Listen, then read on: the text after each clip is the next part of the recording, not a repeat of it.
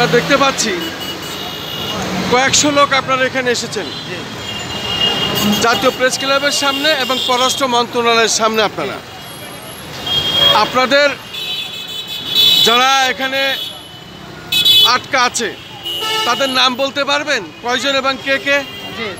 আপনার নাম পরিচয় দিয়ে বলুন। আমার নাম হিমেল। ওইখানে আটকা পড়া আছে আমার ছোট ভাই তোয়ানুল খলিলুল্লাহ, ওনার ভাই রাশেদুল ইসলাম, তারপরে হলো তানবির আফন্ত রাফি, ইমরান, কায়সার, আবির, ফয়সাল, শান্ত, শাহ আলম। মোট কয়জন? মোট 12 জন। এরা কি জন্য গেছিল, কার প্রলোভনে গেছিল, কোথায় যায়, কিভাবে আটকা পড়লো ঘটনাটা বলেন। নির্যাতন হচ্ছে আমরা দেখছি, পিঠে অনেক আঘাতের চিহ্ন ছবিতে। বলেন বলেন। আমার বাইকে নিচে ওইখানে ওর কোম্পানিতে ভালো জব দিবে, জবের সুযোগ আছে এই কথা বলে নিয়ে পাচার করছে। কোন কোম্পানি এবং কে?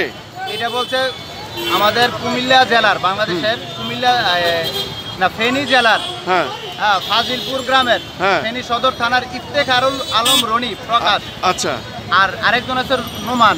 এই দুইজনে এই লোকগুলাকে সকল বাংলাদেশিদের পাচার করছে, এক একজনের এক এক পাবে, এক একজনের এক এক দিক, তার মাধ্যমে সকল বাংলাদেশিরা পাচার হয়। এরা বলছিল যে কোন দেশে যাবে? ওরা থাইল্যান্ডে যাবে। থাইল্যান্ডে যাবে বলে ওদের গাড়ি দিয়ে রিসিভ করে ওইখান থেকে অপহরণ করে মায়ানমারে মাফিয়াদের নিকট বিক্রি করে দেয়। আমরা দালালের বিরুদ্ধে মামলা করছি, আমরা সকল ভিকটিম ফ্যামিলি টোটাল 9টা মামলা করছি দালালের বিরুদ্ধে। দালাল বর্তমানে জেল হাজতে আছে, কিন্তু আমরা বাংলাদেশ সরকারের দৃষ্টি আকর্ষণ করছি, পররাষ্ট্র মন্ত্রণালয়ের দৃষ্টি আকর্ষণ করছি, তারা যেন আমরা ভিকটিমদেরকে উদ্ধারের ব্যবস্থা করে। গত বুধবারে 61 জন ভিকটিম ওইখান থেকে বিভিন্ন দেশের উদ্ধার হয়, তার মধ্যে আমরা বাংলাদেশের উদ্ধার হয় নাই, কারণ বাংলাদেশে এম্বাসি ওইভাবে কোনো পদক্ষেপ নেয় নাই, এই কারণে উদ্ধার হয় নাই। আমরা যখন খোঁজ পাইছি যে লিস্ট সংগ্রহ করতেছে থাইল্যান্ড সরকার, তখন আমরা বাংলাদেশ এম্বাসিতে আমাদের প্রতিনিধি পাঠাই হাদি স্যারের কাছে। প্রতিনিধি পাঠাই 3 দিন ওনার অফিসে সারাদিন বৈশা ছিল, উনি দেখা পর্যন্ত করে নাই। যদি উনি দেখা করতো, তৎপর হইতো, তাহলে আমাদের এই লোকগুলো উদ্ধার হইতো। দালালের নাম বলতে পারবেন? দালালের নাম বলতে পারবেন? ইফতেখারুল আলম প্রকাশ রনি দালাল। এর অফিসটা ছিল কোথায়?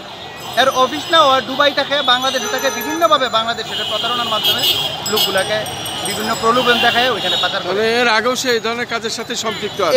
এই ধরনের কাজে সে আগেও সম্পৃক্ত ছিল।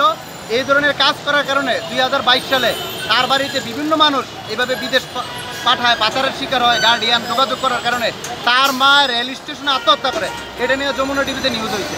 তার এই মানব পাচারের কারণে অতিষ্ঠ হয়ে তার মা আত্মহত্যা করে গত 2 বছর আগে। শুধু দর্শক শুনলেন ভুক্তভোগীদের এই আকুতি। আসলে এই দালাল চক্র কিন্তু দীর্ঘদিন ধরে, এবং এই মাফিয়া তারা সারা বাংলাদেশ থেকে এই সব লোকদের তারা ভুলিয়ে ফিপিয়ে তাদের দালালের মাধ্যমে নিয়ে তারা পাচার করে এবং তাদের বিক্রি করে দিয়ে অর্থ লুফিয়ে নেয়। এইভাবেই কোটি কোটি টাকা, শত শত কোটি টাকা তারা হাতিয়ে নিচ্ছে। এখন বাংলাদেশ সরকার, বিশেষ করে অন্তর্বর্তী সরকার প্রধানের কাছে, ডক্টর মোহাম্মদ ইউনূস সাহেবের কাছে তারা এই আকুতি জানাচ্ছেন তাদের ফিরিয়ে পাওয়ার জন্য এবং ন্যায় বিচার পাওয়ার জন্য। আমি খন্দকার মাসুদুজ্জামান, রাজধানী ঢাকা, পররাষ্ট্র মন্ত্রণালয়ের সামনে থেকে।